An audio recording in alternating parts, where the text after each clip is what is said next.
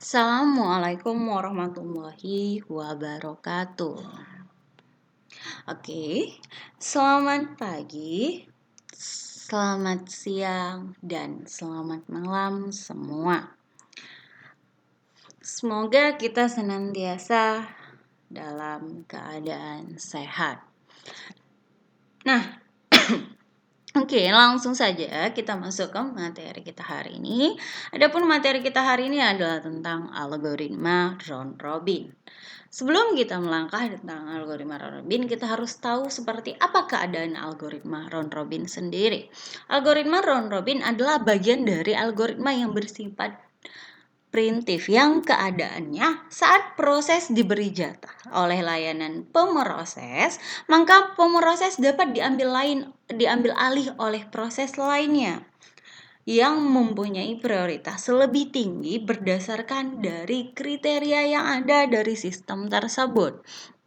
Nah, pada penjadwalan preemptif, proses dapat disela oleh proses lain sebelumnya selesainya dan harus dilanjutkan kembali, di mana harus menunggu dulu jatah waktu layanan pemroses tiba kembali untuk proses itu, di mana proses yang disela tersebut atau yang dihentikan tersebut akan berubah menjadi keadaan state ready, sedangkan proses yang berjalan tersebut di keadaan running.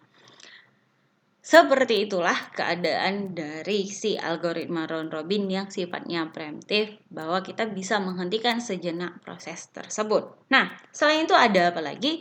Bahwa round robin dikatakan merupakan algoritma yang menggilir proses yang ada di antrian. Maksud menggilir adalah bahwa setiap proses akan mendapatkan jatah nantinya sebesar time kuantum.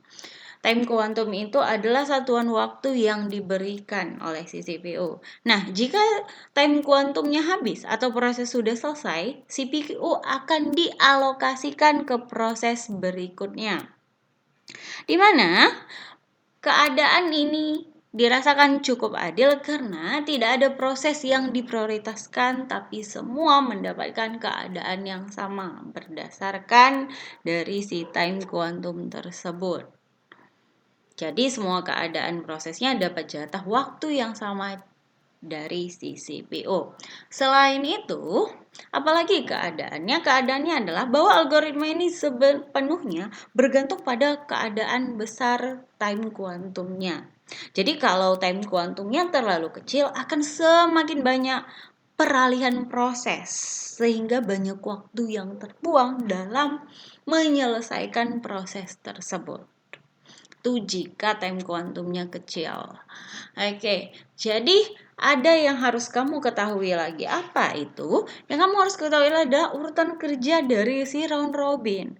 Dia mempunyai urutan kerja yang dibagi atas dua keadaan. Seperti apa urutan kerjanya? Kita akan lihat dulu.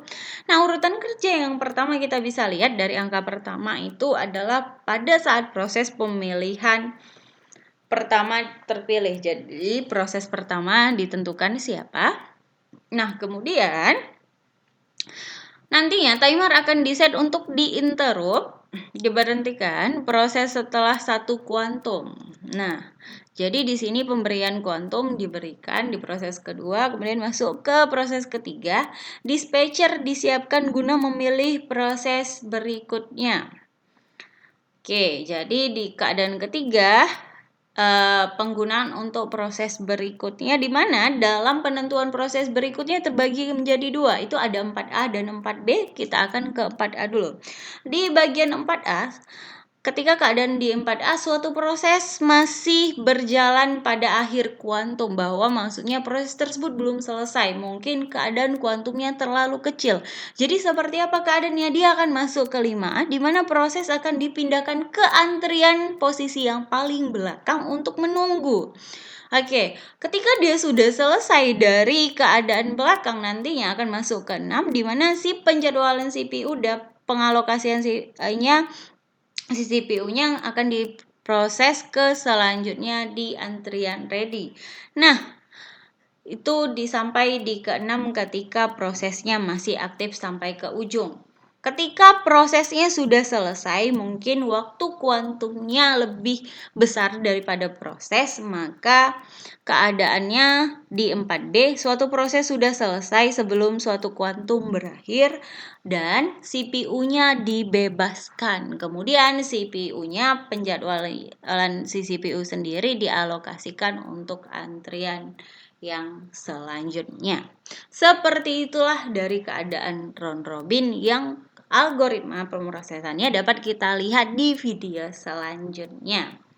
Oke, mungkin seperti itu saja dari saya, Erika Fahmi Ginting. Saya akhiri. Assalamualaikum warahmatullahi wabarakatuh.